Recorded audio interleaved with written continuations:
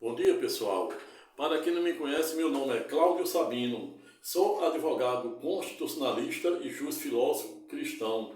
Hoje, notadamente, dia 5 de novembro de 2024, notadamente às 9h20 de uma terça-feira, portanto, estou voltando aqui para compartilhar mais um vídeo aula de forma gratuita com os senhores e senhoras, desde já dando as boas-vindas ao presente canal da Cidadania, canal 3D, ou 3 Dimensões.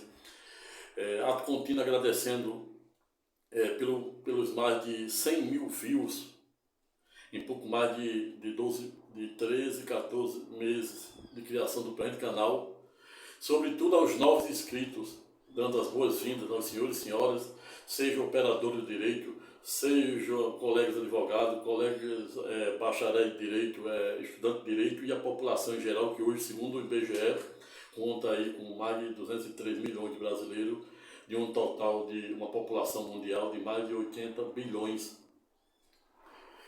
E hoje estou voltando aqui para compartilhar mais um vídeo aula, notadamente esse dia 5, que representa o dia das eleições da maior democracia do planeta, a saber, os Estados Unidos. E quando eu falo maior democracia do planeta, entendam-se, sob a perspectiva bélica, militar, sob a perspectiva macroeconômica e geopolítica, sob a perspectiva de maior PIB, de maior economia do planeta, perdendo primeiro lugar a China e segundo, caminhando aí para superar a economia dos Estados Unidos. Mas quando se fala em que os Estados Unidos é a maior democracia, entendam-se, sobre a perspectiva geopolítica, sobre a perspectiva militar, sobre a perspectiva daquele país que em que pese fora o primeiro a construir a bomba atômica e também o primeiro a utilizar até hoje. Não obstante ser aquele que mais critica armas atômicas, os Estados Unidos, em que pese, é o que mais gera energia nuclear. E existe um vídeo aí que já fiz sobre o Oscar concedido para o físico quântico teórico, a saber, Albert Júlio Oppenheimer. Tem publicado aí, e aí eu conto, né? Quais são os legados, né?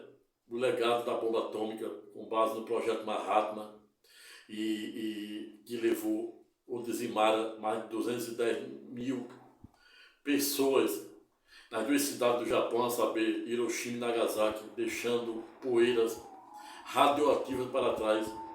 Mas quando os Estados Unidos, em tese, é considerada a maior democracia do mundo, é sob a perspectiva do constitucionalismo, sob a perspectiva da primeira Constituição de 1776, seguida pela França.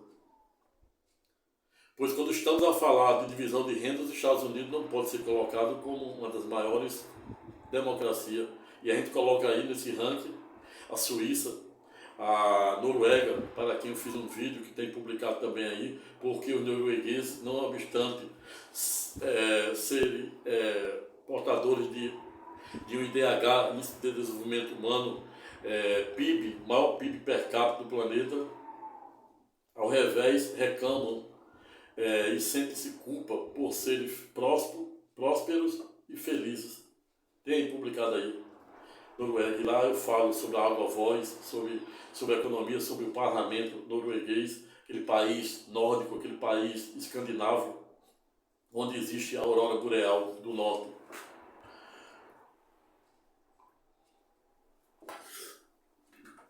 Mas hoje estou voltando aqui para compartilhar mais um vídeo aula com os senhores e senhoras, desde já dando as boas-vindas ao presente canal da Cidadania, canal 3D ou 3 Dimensões. Para quem está chegando agora e não conhece o propósito do presente canal, desde já informo com tudo no ponto que o propósito do presente canal, como já havia dito a Lures, consiste em 3D não à toa. Pois no primeiro bloco você que está chegando agora e também já está inscrito, terão aí a oportunidade de assistir videoaulas onde eu falo sobre aquilo que vem sendo pacificado pelo STJ, considerado o Tribunal da Cidadania, no âmbito da pacificação da jurisprudência pátria dos tribunais de segundo grau e naquilo que aduz matéria federal e a jurisprudência pátria dos tribunais também estaduais e regionais federais. Mas no primeiro bloco você diariamente terá a oportunidade de assistir videoaulas onde eu falo sobre aquilo que vem sendo pacificado em sede do Supremo Tribunal Federal, que é considerado um tribunal constitucional, tribunal de jurisdição constitucional, cuja competência é fazer o devido controle de constitucionalidade e, ao lado do STJ, responsável e guardião por toda a ordem jurídica interna. Mas no Bojo do Presente Canal você diariamente terá aí a oportunidade de assistir videoaulas que eu já falo aí, já tem publicado sobre a DI 5941, para quem o Supremo Tribunal Federal, analisando a constitucionalidade ou não do artigo 139 do Código de Processo Civil, da Lava de Fux, do eminente ministro Fux, pacificaram no sentido de permitir a suspensão de CNH, passaporte e até mesmo o direito de participar de concurso público e devedor da justiça. Ademais, você também encontra aí já publicado no presente canal a DPF 779, para que o Supremo Tribunal também pacificar a tese da legítima defesa da honra, no sentido de entender e de afastar e de declarar inconstitucional a legítima defesa da honra, que se dá exatamente naqueles crimes de feminicídio. O Trouxinho você também encontrará já publicado no presente canal o recurso extraordinário 635-659, para que o Supremo Tribunal Federal também permitir o uso e porte de maconha até o limite de 40 gramas. E aquelas pessoas que, em tese, estejam aí respondendo por crime de tráfico de drogas, desde já pode procurar um excelente, competente e probo advogado, criminalista ou constitucionalista, como este que estávamos a falar, para analisar com a devida cuidado jurídica os contornos e alcance do respectivo processo, para ver se determinada pessoa poderá ser beneficiada com o respectivo julgado, no sentido de absolver ou até mesmo diminuir a pena. Ademais, você também encontrará já publicado no presente canal o vídeo que eu falo sobre advogados sem fronteira, como ser um advogado sem fronteira à luz da injustiça epistêmica, testemunhal e hermenêutica. Você encontrará também aí vídeos onde eu falo, aí já na terceira plataforma, envolvendo filosofia e teologia, por que devemos viver ou vivermos como se tudo fosse um milagre e a tudo da graça. Existe também aí vídeo em que eu falo sobre a dopamina e serotonina, como usar a dopamina e a serotonina, que é um freio, é um neurotransmissor que serve para frear todos os neurotransmissores, inclusive a própria dopamina, para ao sabor na asa do querubim do sucesso pessoal, profissional e financeiro. Por último, porém não menos importante, você também encontrará vídeo postado aí, publicado, onde eu falo sobre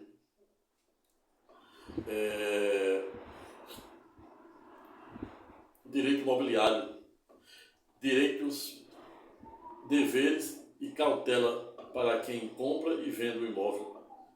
Dentre diversos outros vídeos que você encontrará aí, mas chegando, se aproximando aí da casa de 800, envolvendo vídeos grandes, densos, de mais de 1 hora e mix. Mas de uma forma ou de outra, você irá se identificar com essas dezenas de vídeos que tem aí, que eu falo sobre filosofia, sobre direito e sobre teologia, sobre judaísmo, sobre islamismo, sobre geopolítica, sobre neurociência e até, em alguns momentos, sobre a psicanálise de Freud, Klein, Jung e Lacan. E é exatamente esta a razão pela qual te convido no dia de hoje, dia 5, dia em que está sendo realizada essa complexa eleição norte-americana. Complexa por quê? Porque não obstante o Brasil tenha, em tese, se espelhado no sistema federativo norte-americano, ao revés, quando a gente faz uma cariação, faz uma analogia do nosso sistema, notadamente o sistema eleitoral com os Estados Unidos, a gente vê uma diferença da água para o vinho. A gente tem as eleições aqui gerais, majoritárias, e depois de que encerra as urnas às 5 horas, a gente já sabe, por exemplo, meia hora candidatos a deputados e senadores que já foram eleitos e chefe do executivo, a gente, a partir de uma hora a gente já tem noção de quem está prestes a ser nomeado, a ser eleito, diversamente dos Estados Unidos, que é um país que começou com as 13 colônias americanas e vivia até então na dependência britânica, pois o sistema federativo norte-americano se espelhara no britânico. O Brasil se espelha nos Estados Unidos, o Japão se espelha nos Estados Unidos, a Alemanha se espelha no sistema também britânico e assim sucessivamente. Mas hoje estou voltando aqui para deliberar, sem ter a menor pretensão de esgotar a matéria, para falarmos um pouco de forma aleatória sobre algo que merece a atenção do mundo, bem como as eleições americanas, as eleições da Rússia, as eleições recentemente do México, qual elegeu a primeira mulher que havia sido prefeita da cidade do México, a saber, a cientista ambiental, PhD, física, Cláudia Sheinbaum, ou seja, minha xará, foi eleita com mais de 57% a 60% dos votos, apoiada pelo seu antecessor e o atual presidente ainda, a saber, Manuel Lopes Obrador, que também recentemente, antes das eleições de ter eleito a sua sucessora, a saber, Cláudia Sheinbaum, conseguiu aprovar no Congresso mexicano uma austera reforma no Poder Judiciário, a ponto de doravante os juízes, mais de 9.000 juízes de todo o país do México, a partir de então, vão ser escolhidos por meio do sufrágio universal, ou seja, por meio do voto direto do povo. E isso vem gerando muitos protestos na cidade do México, onde a atual presidente eleita, a saber, doutora Cláudia Sheinbaum, fora prefeita, no sentido de, chegando ao ponto até mesmo de alguns magistrados pedirem exoneração em razão de austera medida. E aí o mundo tem que pagar para ver. Pois hoje, no Brasil, nos Estados Unidos e outros países similares, as eleições do ministro aqui é eleito, né, indiretamente pelo povo, né, porque a partir do Congresso, do Senado, o Senado é que elege os ministros e o presidente, chefe de Estado e de governo, nomeia. Mas no México, com essa reforma no Poder Judiciário, irá permitir o voto que todos os ministros, de primeiro à Corte Suprema, sejam escolhidos pelo povo. Em tese, isso já é uma democracia, não obstante do outro haver um ceticismo, muitas críticas, no sentido de dizer que isso irá gerar uma corrupção sistêmica. Mas se fosse por isso, a gente não via no Brasil, que é um sistema que os ministros são indicados pelo presidente, sabatinado pelo Senado e nomeado pelo presidente. Não tem como afastar esse caráter político. Todas as decisões, em sua grande maioria, em que pese, reflete a cultura, a religião, o pensamento daquele que julga, seja de primeiro a outro grau. E isso é uma coisa que não há como dividir o joio do trigo. Dito isso, e repita-se, para que o presente vídeo, a aula em tese, não fique maior do que eu pretendo, já vai aqui com 14 minutos e 24 segundos, passo a comunicar o título objeto do nosso singelo estudo de hoje. Abre aspas. Contornos e alcance do BRICS. O BRICS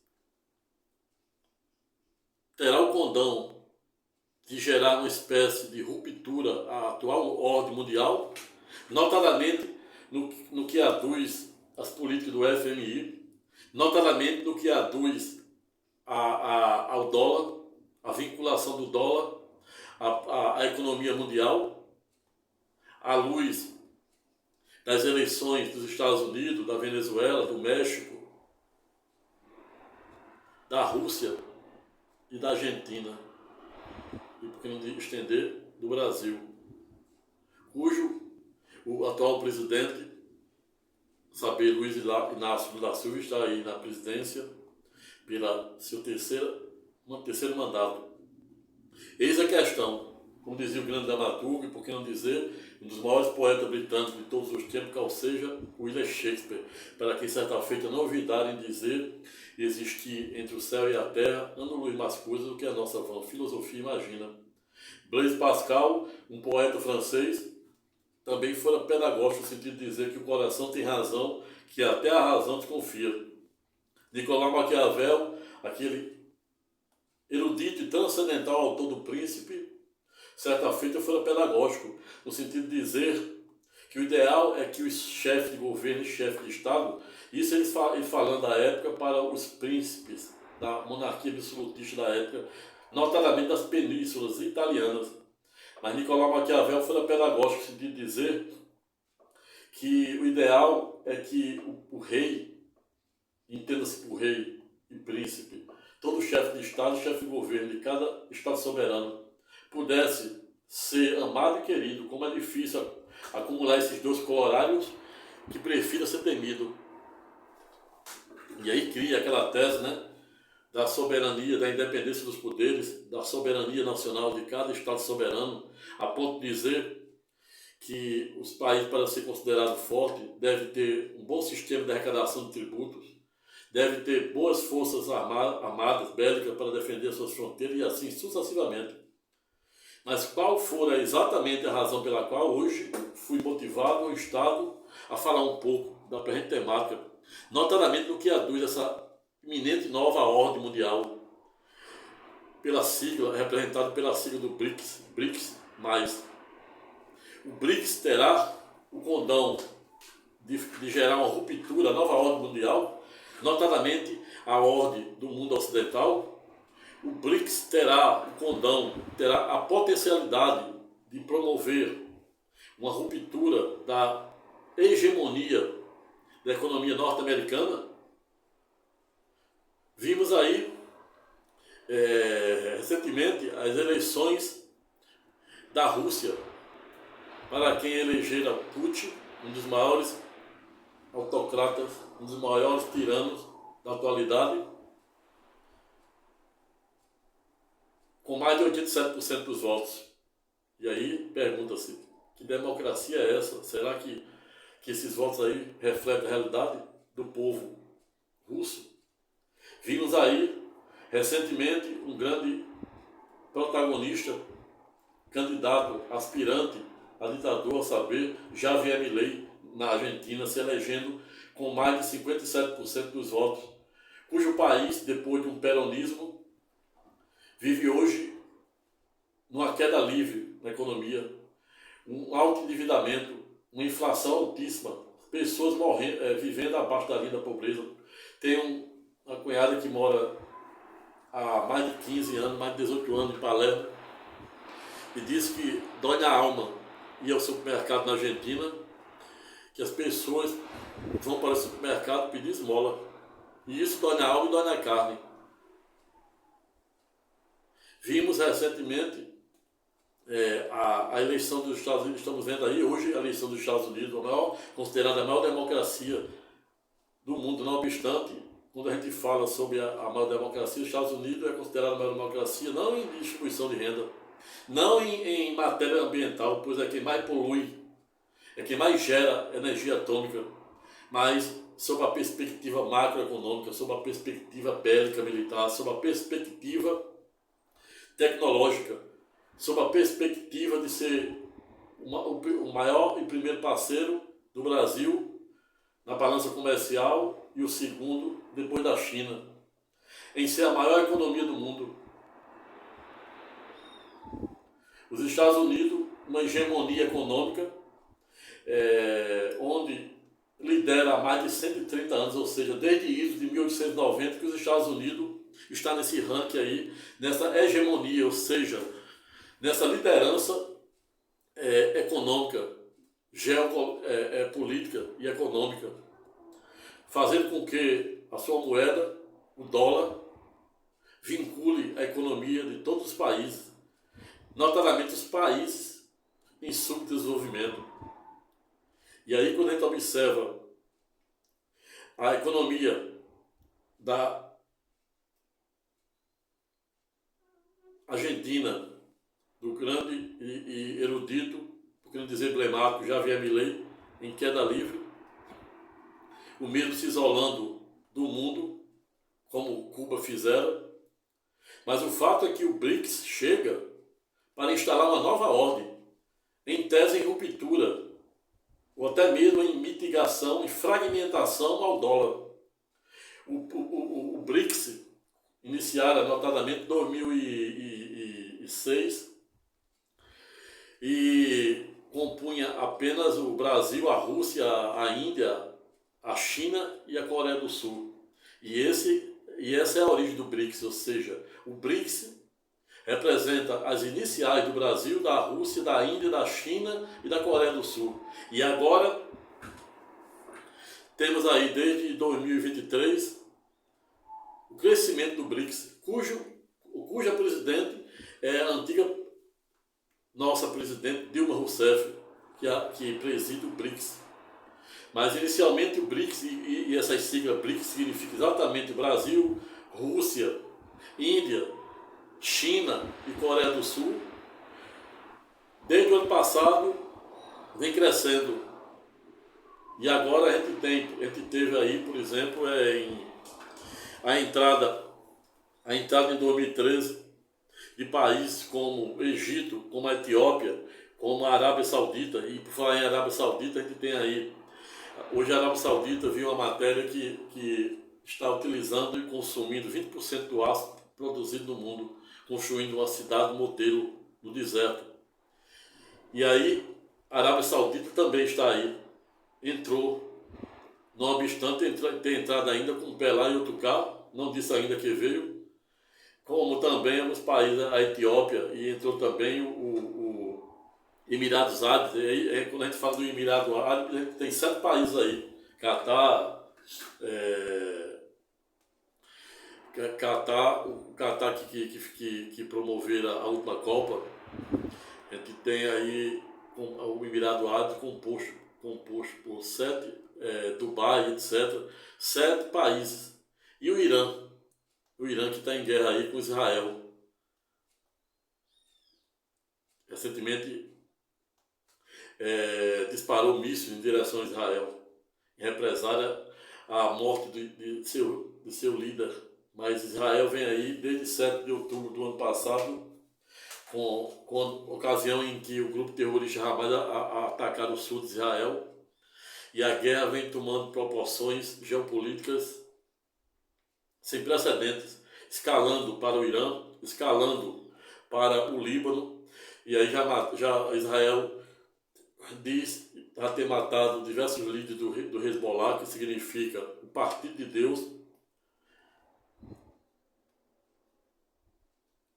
e o Hezbollah também, que em tese faz parte também, ele faz parte do grupo xiita. Todo xiita em tese é considerado terrorista, não obstante existem sunitas que em tese não são terroristas. Quando a gente vai para a economia do Líbano, a democracia do Líbano, que teve a sua primeira constituição em 1926, a gente observa que existe um parlamento, 30% das vagas é para xiitas e 30% para sunitas. E o Hezbollah faz parte desse governo. E o governo do Líbano se sente literalmente impotente em defender seu território. Mas existe já um vídeo postado aí que eu falei sobre a escalada da guerra de Israel para o Líbano. E aí também estendendo para o Iêmen, para o Irã, a Arábia Saudita. Mas o fato é que a Arábia Saudita está consumindo 20% do aço que é produzido no mundo. Uma matéria que merece destaque é que saiu um estudo, né, notadamente o G20, e foi publicado uma matéria que fiquei impressionado, que de toda a renda, 12% de toda a renda, de 2/3 da renda que é produzida no mundo, a mesma está concentrada em apenas 1% da população do planeta. Ou seja, a gente tem aí 8 bilhões da população do planeta e esses 2%, e esses 2/3 da renda que é gerada mundialmente está na mão de apenas 1% da população mundial. Você vê a péssima distribuição de renda. E fiz um vídeo aí dizendo que a Noruega é considerado o maior PIB per capita quando se divide pelo número de habitantes. O maior IDH, e os noruegueses, não obstante serem felizes, considerado um país rico, um país feliz, vem sendo tomado por uma espécie de angústia de Jacó, se sentindo culpado por ser rico, próspero e feliz, em detrimento de muitas pessoas, como a Rússia, como a Ucrânia, como outros países lá do Oriente Médio, como o Líbano, como a Síria, como a Cisjordânia. Mais de 40 mil, quase 50 mil pessoas mortas nessa guerra duelada desde o dia 7 de outubro do ano passado. Mas o cenário geopolítico, tanto do Oriente Médio como do leste europeu, notadamente ali a gente está falando ali da Rússia, da Ucrânia, da Estônia, Letônia, Estônia e Lituânia.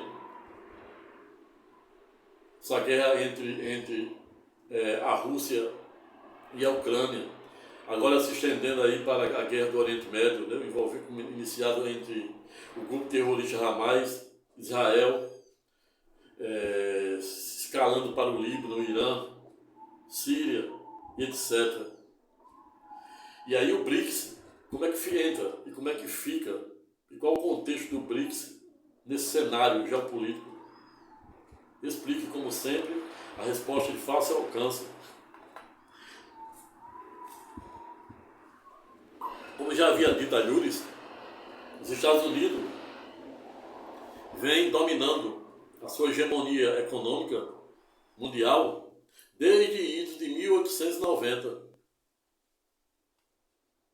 com a criação, com a substituição da moeda do ouro pelo dólar, que o dólar hoje passa a ser a moeda mundial, a moeda cambial, a moeda que é força motriz e baliza toda a economia mundial. E a Rússia, diante da guerra e diante dos bloqueios econômicos que vem sofrendo, né, pela Europa, pela OTAN, notadamente pelos Estados Unidos, em tese se sentira no direito, ou até como única alternativa, única ratio, quando a gente chama, juridicamente falando, de instalar uma nova ordem. Pois, como já havia dito em outros vídeos, existe, por exemplo, ditaduras domésticas, como da Venezuela, de Cuba, Arábia Saudita, e etc., que se reserva apenas a fazer o mal à sua própria nação. Não tem projeções externas. Mas quando estamos a falar dessa aliança entre Rússia, China, Arábia Saudita, Irã, notadamente a Coreia do Norte, eles têm outras projeções de criar uma nova ordem em detrimento da ordem atual, notadamente no que aduz à ordem mundial do mundo ocidental.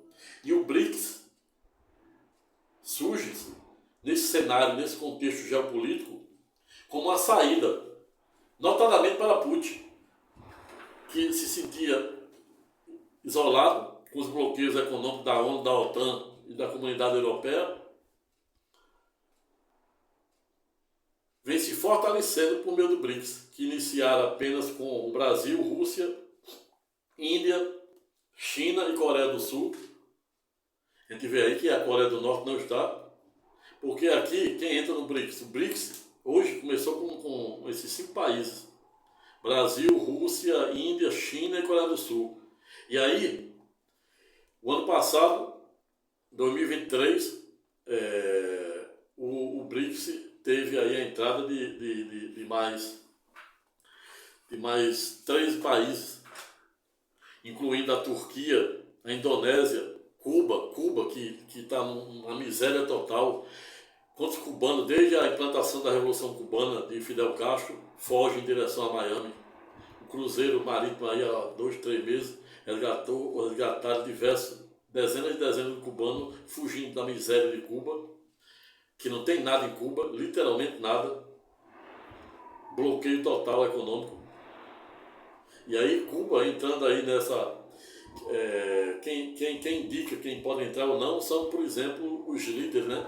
Aqueles que já estão dentro, como o Brasil. Lula indicou em tese Cuba, deve ter indicado a Argentina.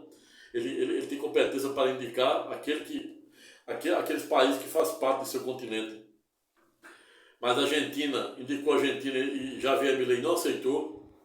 Cuba aceitou, entrou, e eu vejo isso com bons olhos, porque o primeiro passo para Cuba tentar sair daquela escassez econômica, daquela miséria. A Arábia Saudita entrou, mas um pelar outro cara, como um ateu que diz que um ateu não praticante, como eu já disse, eu fico imaginando como seria um ateu não praticante. É aquele que está em cima do muro, aí na hora que o bicho pegar, eu pulo para dentro. Aí como está a Arábia Saudita, assim, um pelar outro cara, antes da guerra, de 7 de outubro do ano passado, onde o grupo terrorista Hamas atacaram o sul de Israel. Israel vinha costurando um acordo com a Arábia Saudita para vender tecnologia cibernética, que eles são pioneiros nisso. E o que me estranha é que, não obstante Israel seja um potencial fabricante e detentor de tecnologia cibernética, tenha se deixado ser surpreendido com aquele ataque que muitos chamam de amadorístico do grupo terrorista Hamas, onde está levando aí mais de 50 mil pessoas mortas só na área da Cisjordânia, na Palestina, e agora se estendendo para o Líbano, Irã e etc. E até para o Iêmen, que é um braço lá da Arábia Saudita. Veio, portanto, o quão complexo e perigoso é esse cenário geopolítico que está se formando, notadamente com o crescimento do BRICS. Aí entra aí o BRICS, está gerando e produzindo um novo protagonista para Putin, que estava literalmente isolado no mundo. E com o BRICS, ele está se fortalecendo. E o BRICS, para além, segundo a sua presidenta, Saber Dilma Rousseff, disse que uma das grandes finalidades e natureza jurídica do BRICS, da criação do BRICS, para além de se voltar, né, para criar uma moeda comum, né, para os países que são integrantes do mesmo, né, e nesse ponto, em tese, eu acho, entendo ser relevante, pois triste do poder que não pode governar. Você é soberano, um Estado soberano tem a sua moeda e não pode comprar, por exemplo, no mundo, porque está tudo vinculado ao dólar. E sobre essa perspectiva, sobre essa premissa geopolítica, sobre essa perspectiva macroeconômica, eu tiro o chapéu. E aí o BRICS, nessa temática, tem por norte realmente valorizar a moeda local. Ou seja, permitindo que os países que fazem parte do mesmo, como Rússia, Índia, China, Coreia do Sul e esses que entraram agora, Turquia, Indonésia, Cuba, Bolívia, Tailândia, Vietnã, esses aí, e a Arábia Saudita, celebre relações comerciais usando as moedas locais. E muitas pessoas, né, algo que merece destaque é que muita gente pensa que o dólar e o euro são as maiores moedas mais valorizadas, mas não são. Só para ter ideia, a moeda mais valorizada hoje no cenário mundial não é o dólar, tampouco o euro. O euro, por exemplo, ele está aí. O euro está entre oitavo lugar e o dólar em sexto lugar.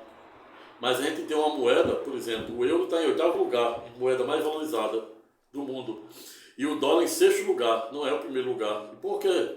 essa hegemonia de mais de 130 anos dos Estados Unidos, ou seja, desde isso de 1890, vinculando a economia mundial a utilizar o dólar. A maior moeda, a moeda mais valorizada no mundo hoje é o dinar, do Kuwait. Vale 3, 4 vezes mais do que o dólar. E é considerada a moeda mais valorizada do planeta.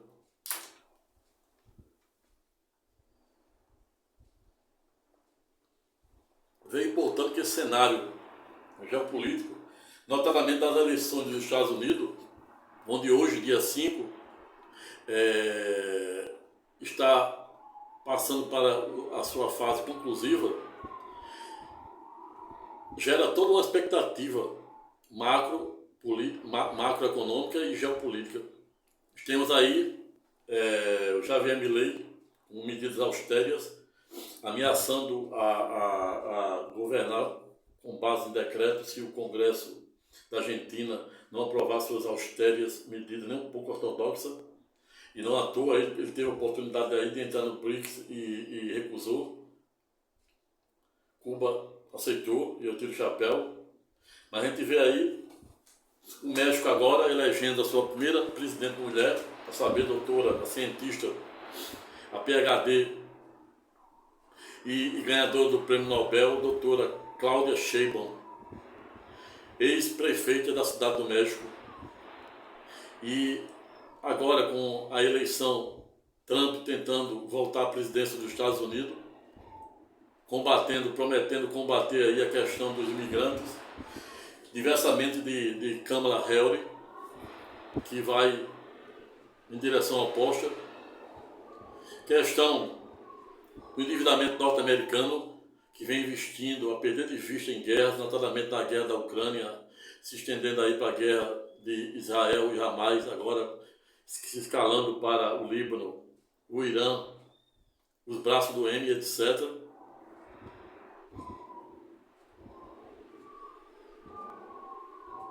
Putin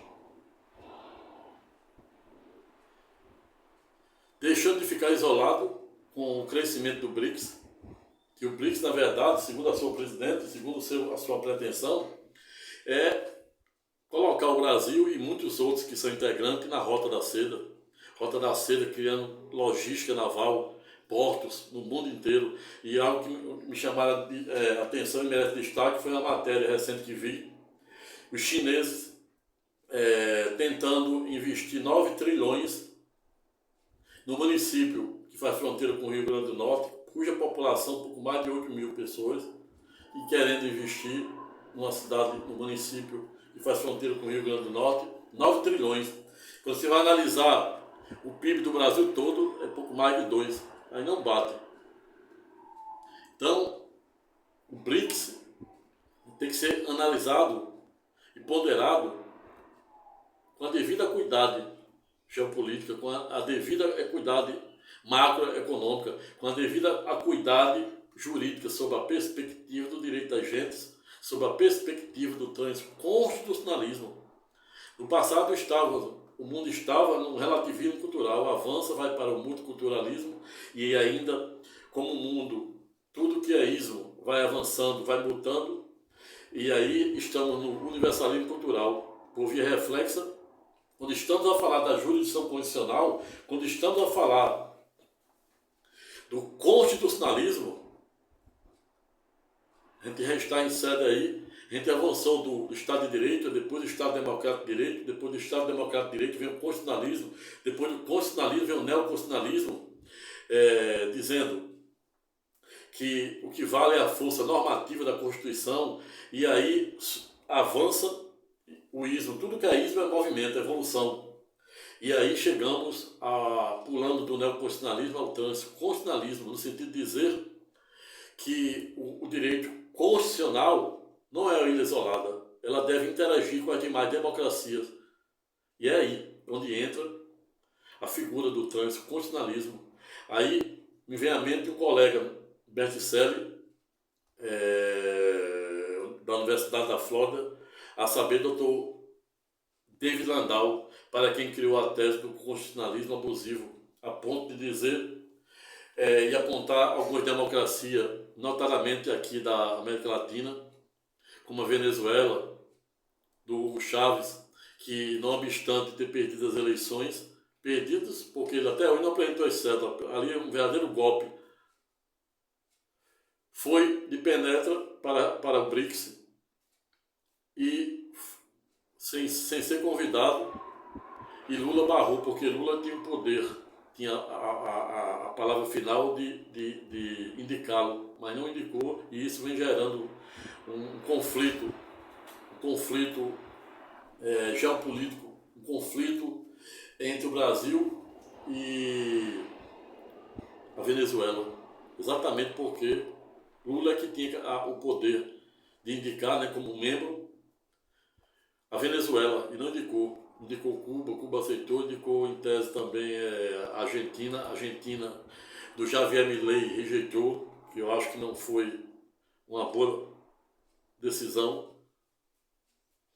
Mas o fato é que o BRICS, ele está tendo um potencial de, para além de ameaçar o dólar,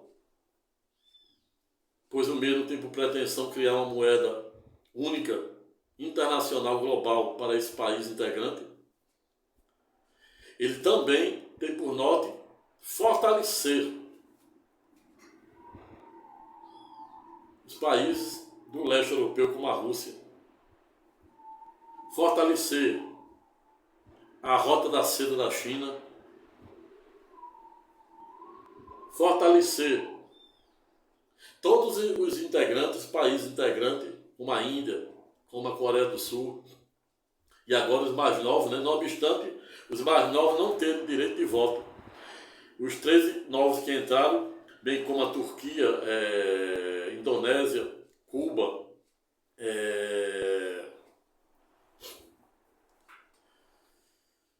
Bolívia, Tailândia, Vietnã, Egito, Arábia Saudita, Emirados Árabes, todos esses são como convidados, não têm direito ao voto. Continuam tendo direito a voto aqueles que inauguraram o BRICS em 2006, bem como o Brasil,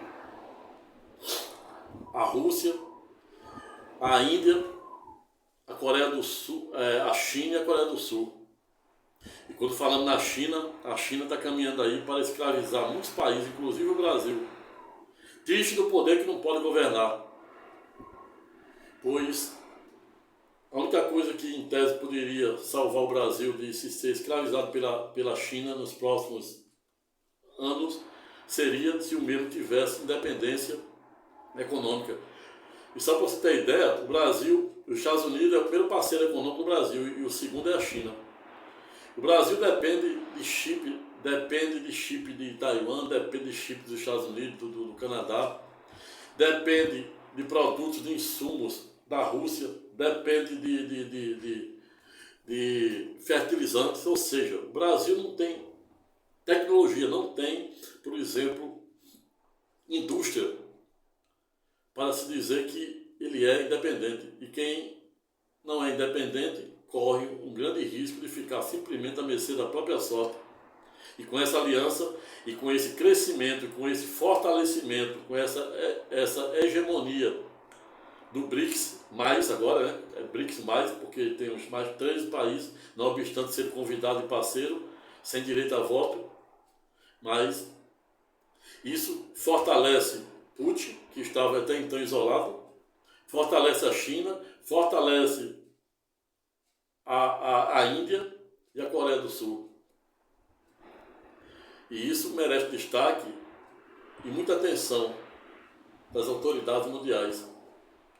Mas o fato é que o BRICS, para além de ter por pretensão construir, expandir a rota da seda pelo mundo inteiro, construindo portos, logística naval, desenvolvimento sustentável e etc., a gente observa que, em tese, a gente não vê muita saída diante do contexto e do cenário norte-americano, onde vem investindo bilhões e bilhões em guerra Os Estados Unidos, não obstante ter sido o primeiro a fabricar a primeira bomba atômica, também foi o único até o presente momento a utilizar a primeira em Hiroshima e a segunda em Nagasaki, deixando para trás poeira radioativa e mais de 210 mil mortos nas duas cidades, bem menos do que ocorrera em Chernobyl, com a ruptura do reator 4 ou 14, na atual Rússia, a atual antiga União Soviética e a atual localizado hoje modernamente na região da Ucrânia, Chernobyl.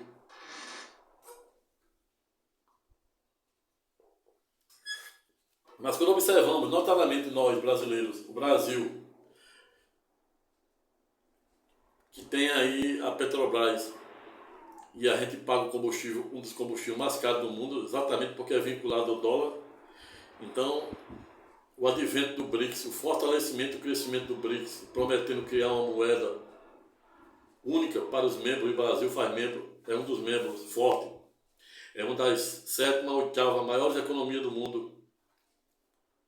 Não obstante, deixar muito a desejar em tecnologia, em independência de insumos, fertilizantes, chips, que todos os eletrônicos dependem, veículos, hoje depende disso aí, depende lá de Taiwan, depende do México, do Canadá, depende dos fertilizantes de Putin, etc. Ou seja, o risco iminente que o Brasil corre de ser escravizado pela China, que está aí correndo para ser a maior economia do mundo, se encontra exatamente por essa dependência, essa iminente dependência macroeconômica, depender da China, primeiramente dos Estados Unidos, segundo da China, terceiro da Rússia e assim sucessivamente. Aí onde eu digo, triste do poder que não pode governar. Você é presidente, chefe de governo e chefe de Estado, mas não tem o poder de governar. E essa escravidão é retratada ao longo de toda a história da humanidade. Quando a gente observa, por exemplo, o Brasil foi o último na América Latina, na América do Sul, a libertar, por meio da Lei Áurea, os escravos. Aí eu pergunto, que independência é essa? 7 de setembro é esse? Que independência é essa? Que até hoje os brasileiros sentem necessidade de estudar em Coimbra, de ganhar em euro, em Portugal. E não à toa, lá em Portugal tem de 30 mil advogados, 3 mil são brasileiros. Aqui 2 mil de português, um acordo que tem desde 2019. Mas o fato é que quando a gente observa, né, nesse cenário de dependência, a gente observa que existe, por exemplo, 14 países, 14 territórios que até hoje são dependentes do Reino Unido. Aí eu pergunto, que independência é essa? E essa iminente dependência econômica, macroeconômica e geopolítica faz com que e coloca o Brasil como um dos países suscetível a ser escravizado pela China, por depender tanto dos Estados Unidos, por depender tanto da China e por depender tanto de Taiwan, por depender tanto dos fertilizantes da Ucrânia e da Rússia. Vejo, portanto, que não é tarefa fácil delimitarmos os verdadeiros contornos macroeconômicos e geopolíticos do leste europeu, do Oriente Médio, aqueles conflitos ali, duelado por força única e exclusivamente dessas 3 maiores religiões monoteístas do mundo, a saber, o cristianismo, cujo número de adeptos gira em torno de 2,5 bilhões. O islamismo, segundo, se aproximando de 1,5 bilhões. E as estatísticas e prognósticos apontam que até isso de 2050 o islamismo tende a se igualar ao cristianismo. A terceira do ranking, não obstante mais antigo ou longínquo, a saber, o judaísmo, com cerca de 13 milhões de semitas ou judeus, cuja maioria reside exatamente no Estado soberano de Israel, onde até o presente momento não se tem notícia de ter promovido a sua primeira Assembleia Nacional Constituinte para constituir a sua primeira Constituição Federal. E tudo que a Corte Suprema de Israel, que foram objeto de uma austera reforma no sentido do Parlamento de Israel, o ano passado, diminuir os poderes dos ministros daquela corte. E a segunda parte da reforma prevê que seja ampliado para todos os magistrados daquele país, com um pouco mais de 9 milhões de habitantes, cujo seu presidente, ou seja, o primeiro-ministro é Benjamin Netanyahu, que está no seu 5º ou 6º mandato.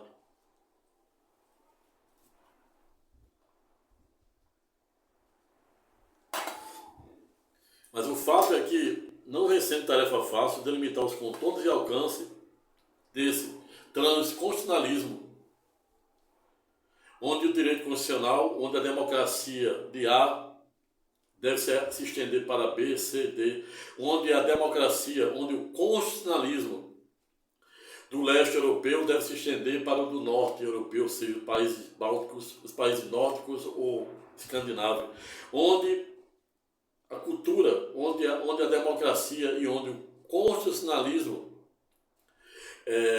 do Oriente se estenda para o Ocidente e assim sucessivamente. E isso é o universalismo cultural, isso é o transconstitucionalismo. Veio, portanto, que o mundo caminha para uma instituição e um advento de uma nova ordem por meio do BRICS. E para além disso, o que merece destaque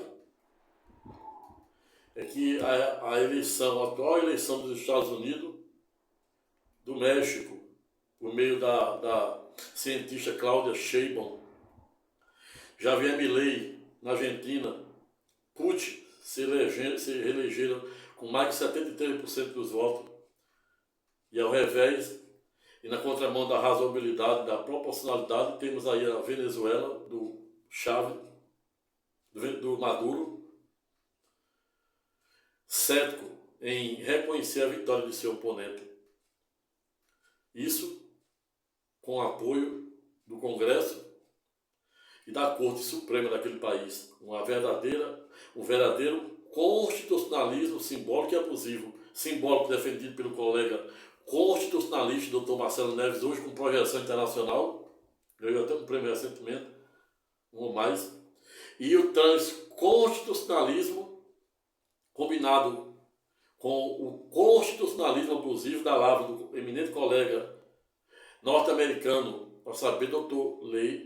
David Landau, para quem defende a tese no sentido de autoridades como Cuba, como a Venezuela, e agora o mais novo aspirante a ditador, a saber, Javier Milei, utilizam de decretos que, não obstante de um lado ser legítimos, legais e constitucionais, do outro, ao revés, a depender de como se utiliza, dado instituto constitucional, ato contínuo poderá ter o condão de gerar toda uma incongruência, de gerar todo um constitucionalismo simbólico, todo um constitucionalismo abusivo, também defendido pelo colega norte-americano, a saber, Dr. David Landau, e o constitucionalismo simbólico pelo colega brasileiro, Dr. Marcelo Neves. Vejo, portanto, que o cenário está fechando. A Terceira Guerra Mundial não será, em tese, como a Segunda e a Primeira, em locais específicos, ou seja, no leste europeu e na América do Norte, mas disseminando de forma gradativa e progressiva em cada canto do mundo. Hoje a gente está vendo aí o leste europeu, a Rússia, mais de 2 anos duelando com a sua vizinha Ucrânia, mais de 1 ano a gente vendo lá no Oriente, grupo terrorista Hamas com Israel, aí se escalando aí para o Líbano, para o Egito, para a Síria, para o Iêmen, que é um braço do Arábia Saudita.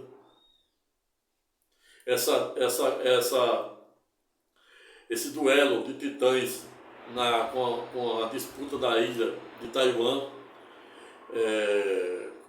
onde a China diz ser parte integrante do mesmo. Semana retrasada, o exército da China, Força Aérea da China, cercou a ilha para fazer uma espécie de pressão psicológica e dizer: estou aqui, mandando recado para os Estados Unidos. Os Estados Unidos gastando bilhões e bilhões com guerra, notadamente na guerra da Rússia e Ucrânia, e a mais nova, Israel, e o grupo terrorista Hamas se estendendo para o Líbano e etc. A dívida americana, mais de 34 trilhões. O FMI e até o homem mais rico do mundo, a saber, Elon Musk, dizendo que se os Estados Unidos não reverter a política de torrar dinheiro e aumentar o endividamento externo, poderá ir à bancarrota.